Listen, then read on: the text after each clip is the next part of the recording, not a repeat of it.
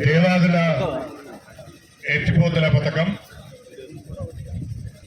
గండి Ramaram reservoir నుండి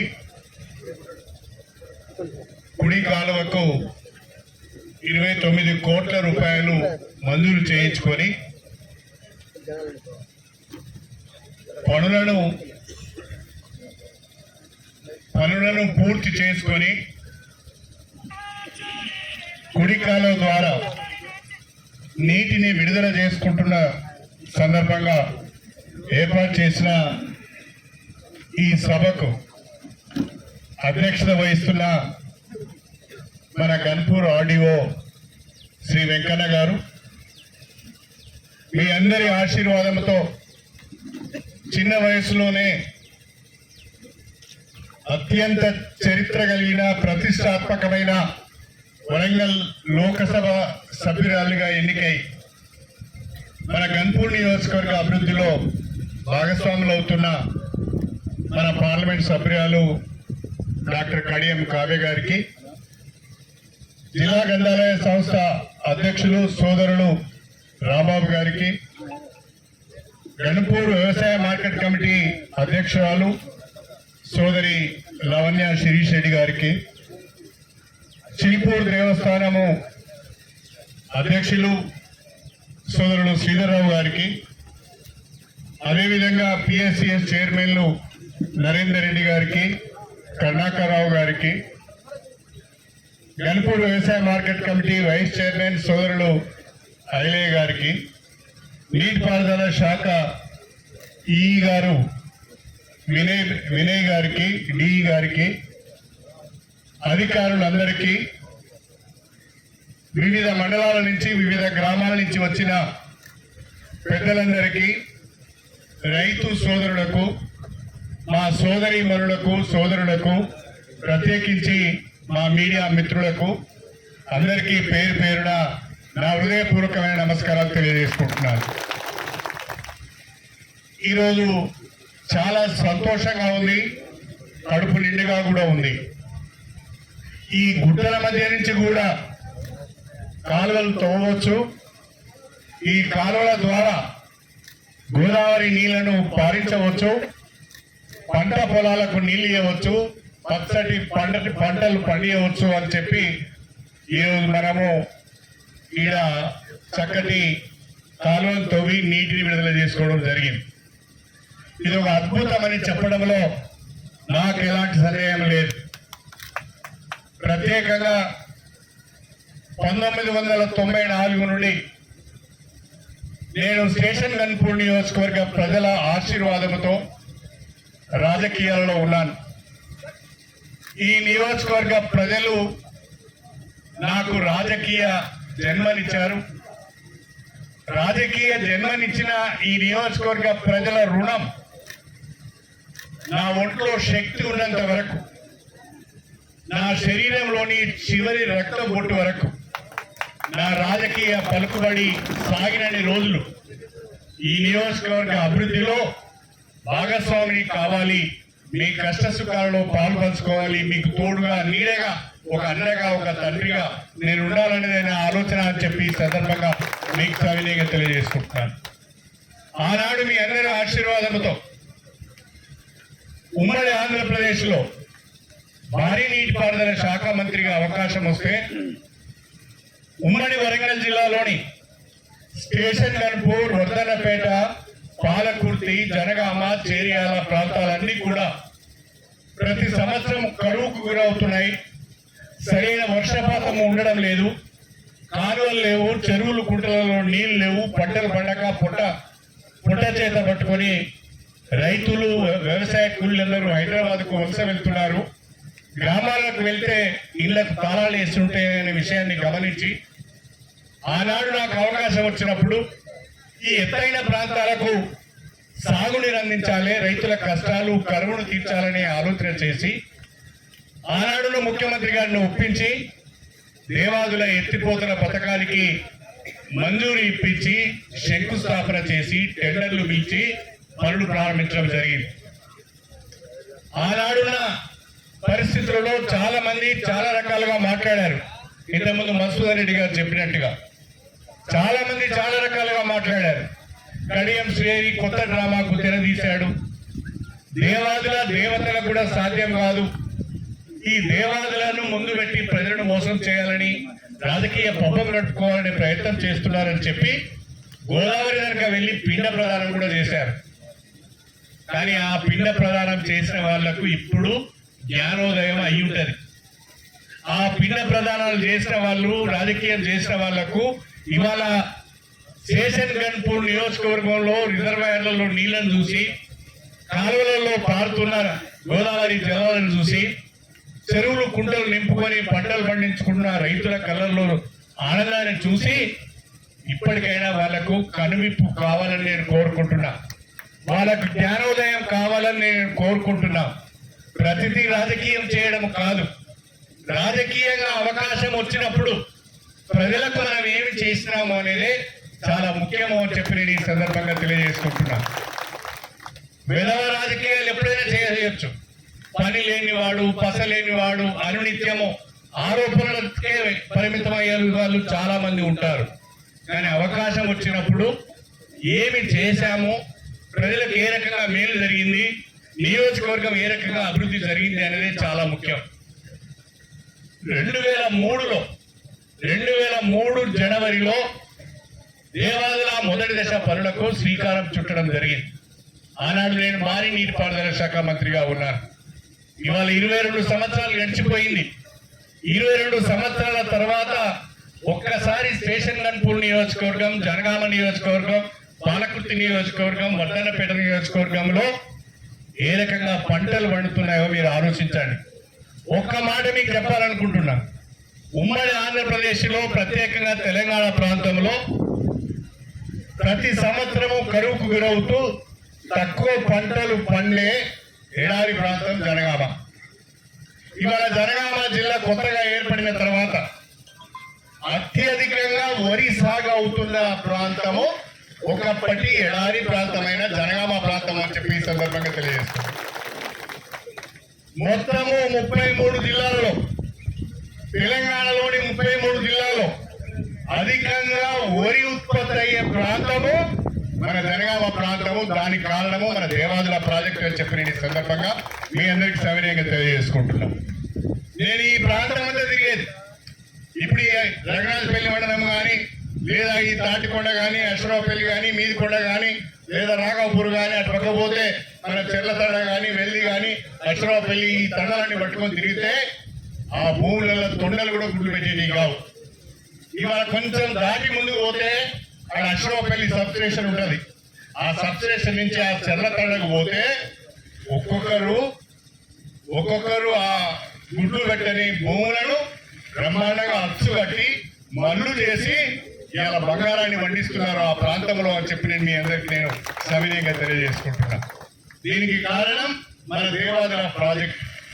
ఆ Devadula project ద్వారా ఆ గోదావరి జలాలను తీసుకువచ్చి నాకు రాజకీయ జన్మనిచ్చిన నా గన్పూర్ నియోజకవర్గ ప్రజల యొక్క కాళ్ళను కడిగాను అని చెప్పి నేను మీకు ఈ సందర్భంగా తెలియజేసుకుంటున్నా.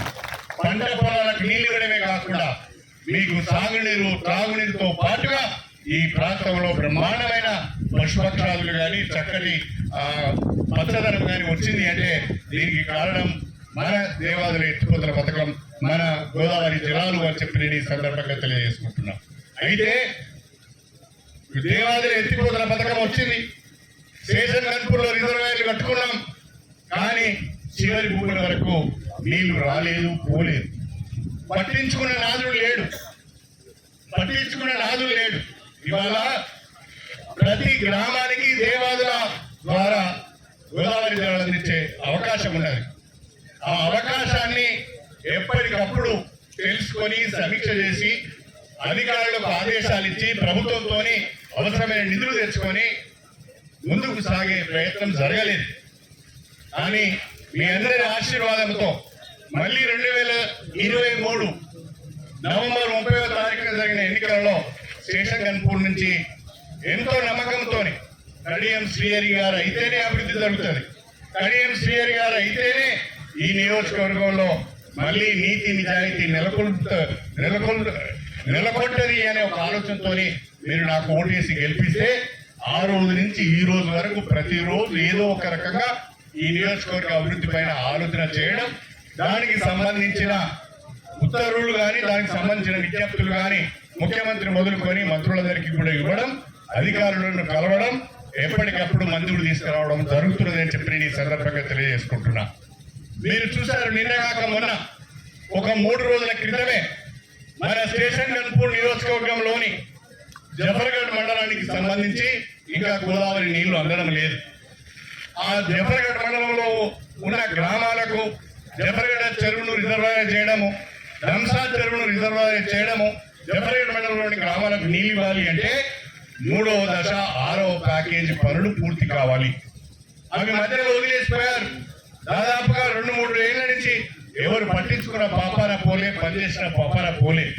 మళ్ళీ నేను వెంటనే దానిపైన ముఖ్యమంత్రి గారికి నివేదించి ఈ ప్రాంతంలో ప్రత్యేకంగా జఫర్గఢ్ మండలము, పాలకుర్తి నియోజకవర్గము, తుంగతుర్తి మండలము, నకరేకల్, తిరుమలగిరి మండలము, వడ్డరపేట మండలము, ఇవన్నీ కూడా ఈ ప్యాకేజ్ 6 ద్వారా 78,000 ఎకరాలకు సాగునీరు అందించే అవకాశం ఉన్నది.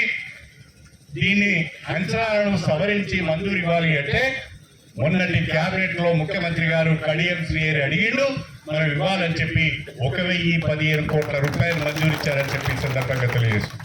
ఇది సామాన్యమైన మాట కాదు. 1,015 కోట్ల రూపాయలు ఒక కాలువకు మంజూరు కావడం, అది కూడా రివైజ్డ్ ఎస్టిమేట్స్, అంచనాలను సవరించి మంజూరు చేయడం అంటే చాలా గొప్ప విషయం అని చెప్పి ఈ సందర్భంగా తెలియజేసుకుంటున్నాను. ఆ సవరించిన అంచనాలలో మన జఫర్గఢ్ మండలంలోనే 200 కోట్ల రూపాయల కాలువల పనులు ఉన్నాయి, రిజర్వాయర్ల పనులు ఉన్నాయి. నిన్నటి వరకు మనం 800 కోట్ల అభివృద్ధి అనుకున్నాం.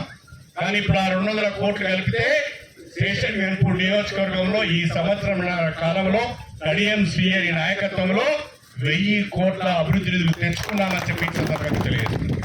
ఎవరైనా ఛాలెంజ్ చేస్తే, ఎవరైనా ఇది తప్పు అని చెప్తే ప్రతిదీ కూడా ప్రతి వర్క్ వైజ్ పర్టికులర్స్ నేను మీకు ఇవ్వడానికి సిద్ధంగా ఉన్నానని చెప్పి కూడా నేను ఈ సందర్భంగా సవినయంగా తెలియజేసుకుంటున్నాను.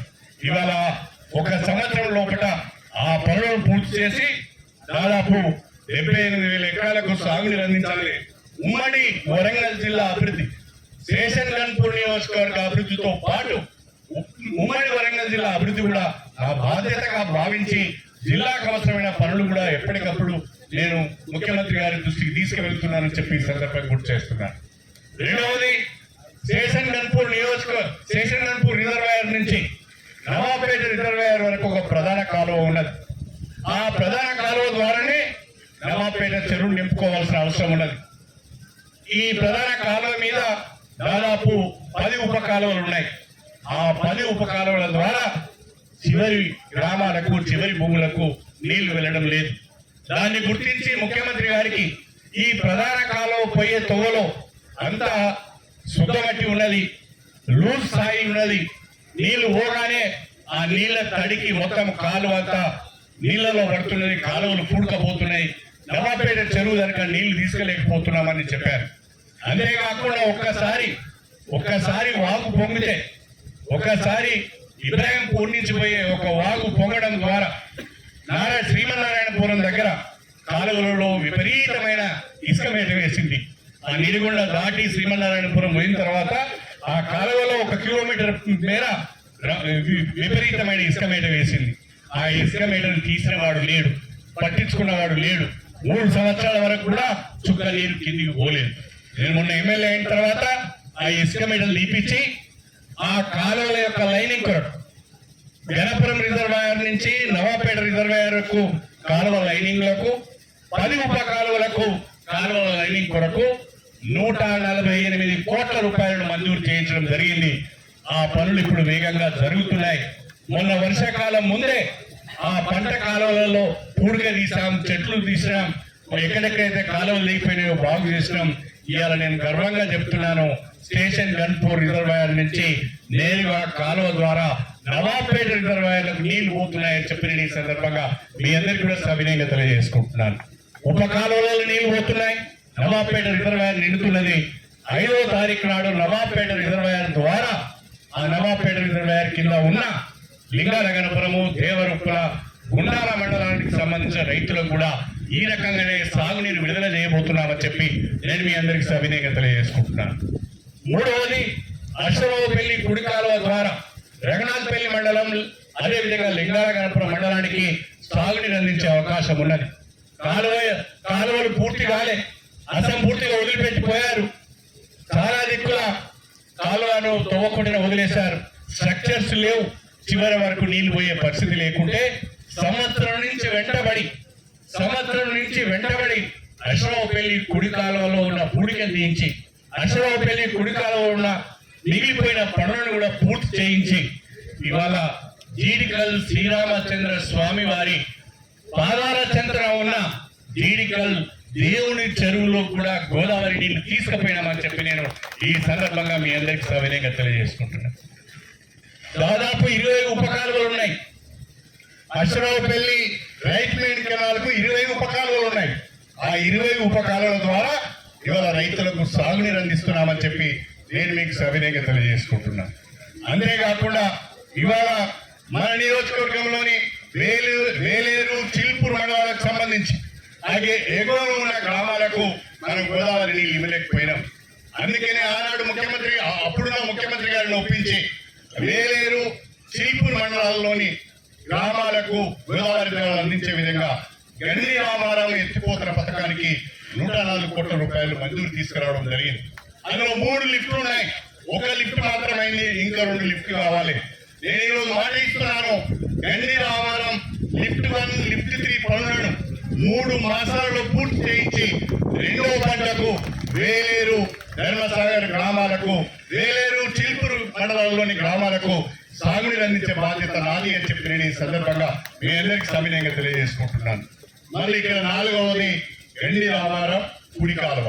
ఈ గండి రామారం కుడి కాలువకు 29 కోట్ల రూపాయలు మంజూరు తీసుకువచ్చి ఇవాళ గండి రామారం కుడి కాలువ పనులు చేసుకున్నాం. దీని కింద 11 గ్రామాలకు దాదాపు 5,600 ఎకరాలకు సాగునీరు అందించే అవకాశం ఉన్నది. అంతేకాకుండా ఇది 11 గ్రామాలు, దాదాపు 29 కోట్ల రూపాయలు, 28 కిలోమీటర్ల దూరంగా ఇది వెళ్తున్నది. 11 గ్రామాలలో ఇంకా మనం 2-3 పనులు చేయవలసిన అవసరం ఉన్నది. ఒకటి, కుర్చపల్లికి నీళ్లు తీసుకుపోవాల్సిన అవసరం ఉన్నది, సాగలకు నీళ్లు తీసుకుపోవాల్సిన అవసరం ఉన్నది. అదేవిధంగా ఇప్పుడు ఇక్కడ ఎస్సీ సంబంధించిన భూములు ఉన్నాయి, వాటికి కూడా నీళ్లు తీసుకుపోవాల్సిన అవసరం ఉన్నది. వీటిని ఉపకారాలు కూడా పూర్తి చేసుకోవాల్సిన అవసరం ఉన్నది. ఇవన్నీ కూడా నేను త్వరితగతిన పూర్తి చేసే ప్రయత్నం చేస్తానని చెప్పి నేను ఈ సందర్భంగా మీ అందరికీ కూడా సవినయంగా తెలియజేసుకుంటున్నాను. అది కాకుండా గండి రామారం ఎడమ కాలువ ద్వారా గండి రామారం ఇంతకుముందు మన శ్రీధరరావు గారు మాట్లాడుతూ చెప్పారు. గండి రామారం ఎడమ కాలువ ద్వారా పత్రపూరు లింగంపల్లి మధ్యలో ఉన్న దండాలు కానీ, అదేవిధంగా చిల్పూరు కానీ, కృష్ణాజిగూడెం కానీ, దాని కింద ఉన్న పల్లగుట్ట కానీ, ఈ ప్రాంతాలన్నిటికీ కూడా దాదాపుగా ఒక 20,000 ఎకరాలకు సాగునీరు అందించే అవకాశం ఉన్నది. ఇప్పుడు నేను ఈ సభ సందర్భంగా మాట ఇస్తున్నాను, గండి రామారం ఎడమ కాలువ పనులను కూడా ముఖ్యమంత్రి గారికి నివేదించి ఆ పనులను కూడా వెంటనే చేపట్టే విధంగా నేను చర్యలు తీసుకుంటానని చెప్పి కూడా నేను ఈ సందర్భంగా తెలియజేసుకుంటున్నాను. నా ఆలోచన, నా ఉద్దేశంతో ఒకటే, దేవాదుల ఎత్తిపోతల పథకం ద్వారా మన నియోజకవర్గంలో ఉన్న రిజర్వాయర్ల ద్వారా ప్రతి గ్రామానికి, ప్రతి ఎకరానికి 2 పంటలకు సాగునీరు అందించాలనే కడియం శ్రీ ఆలోచన అని చెప్పి నేను ఈ సందర్భంగా నేను గుర్తు చేస్తున్నాను. ఈ మధ్యనే ఎవరో కొంతమంది పాదయాత్రలు చేస్తున్నారు. చాలా ఆశ్చర్యం అనిపించింది నాకు. ఇప్పుడు ఈ కాలం ఏంట పాదయాత్ర చేస్తే కొంత కనిపిపోయేదేమో, జ్ఞానోదయం అయ్యేదేమో అని చెప్పి నేను ఈ సందర్భంగా గుర్తు చేస్తున్నాను. 15 సంవత్సరాల అవకాశం ఇచ్చారు.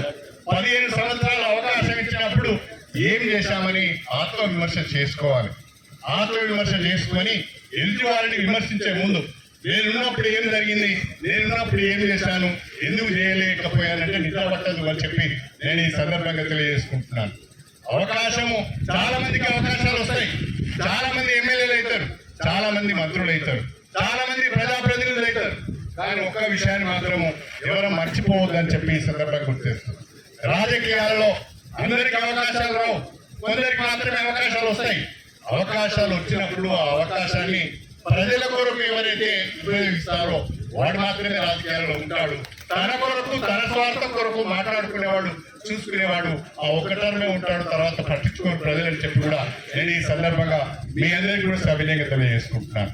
నా ఆలోచన, నా ప్రణాళిక అంతా కూడా ఈ నియోజకవర్గాన్ని ఒక అభివృద్ధి చెందిన నియోజకవర్గంగా, ఒక ఆదర్శవంతమైన నియోజకవర్గంగా, ఏ రకమైన అవినీతి అక్రమాలు లేని నియోజకవర్గంగా తీర్చిదిద్దాలనేదే నా ఆలోచన.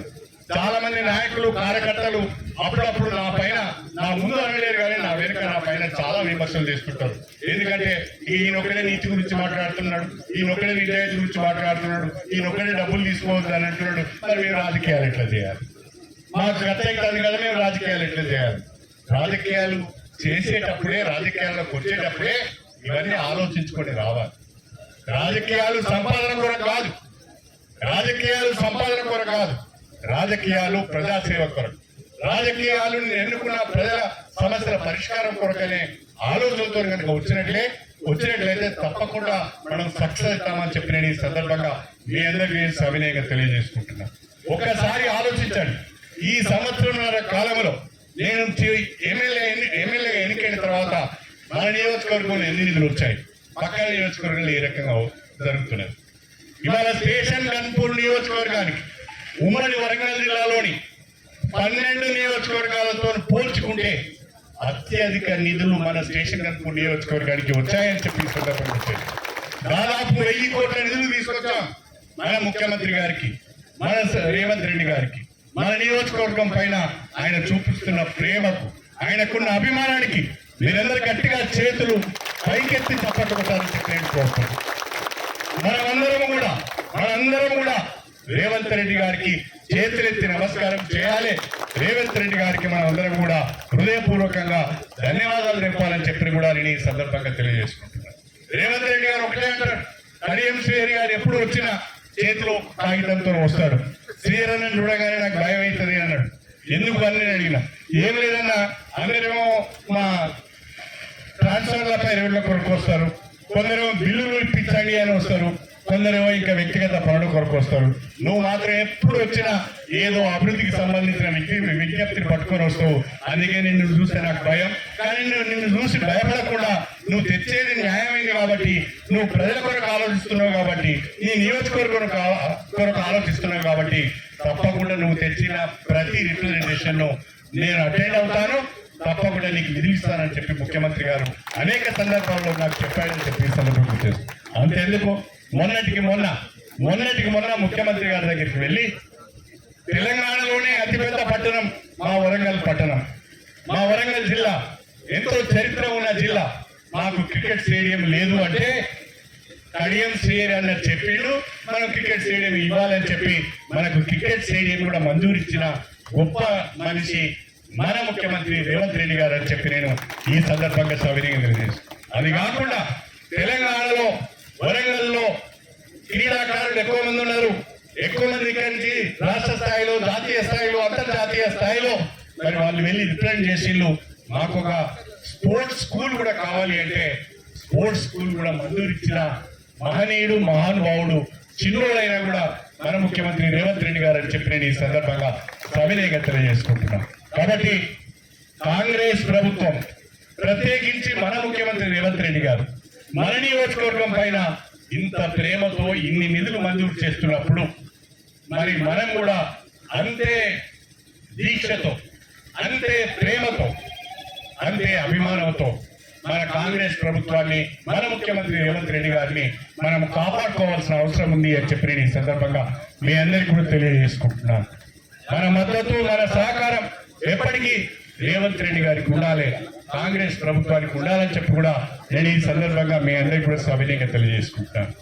రేపు జరగబోయే స్థానిక సంస్థల ఎన్నికలలో మనం చేసిన అభివృద్ధి, నియోజకవర్గంలో కానీ, మండలంలో కానీ, గ్రామాలలో కానీ వివిధ శాఖల ద్వారా మనం చేసిన అభివృద్ధిని ప్రజల్లోకి తీసుకువెళ్ళాలి.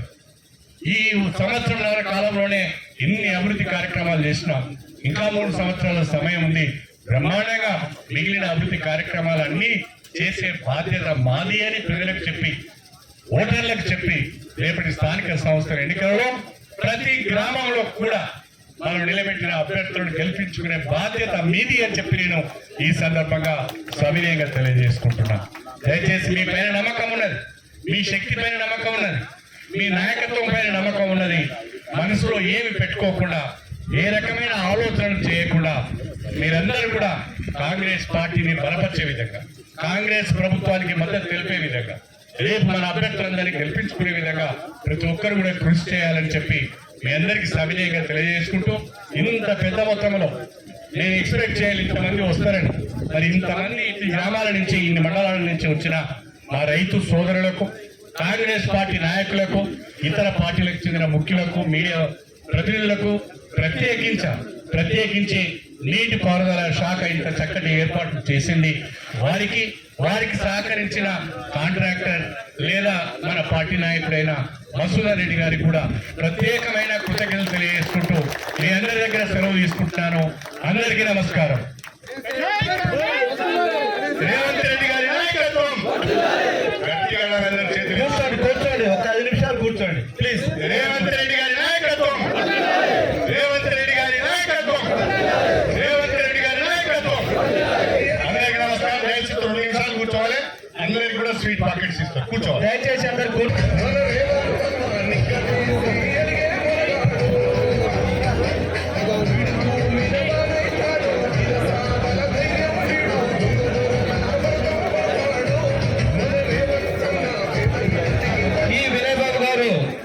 మన గౌరవ ఎమ్మెల్యే గారిని సాధారణంగా సన్మానిస్తున్నారు పూలే బొక్క ద్వారా. ఇప్పుడు మన డి సంపత్ గారిని గౌరవ ఎంపీ గారిని సన్మానించ కోరుచున్నారు.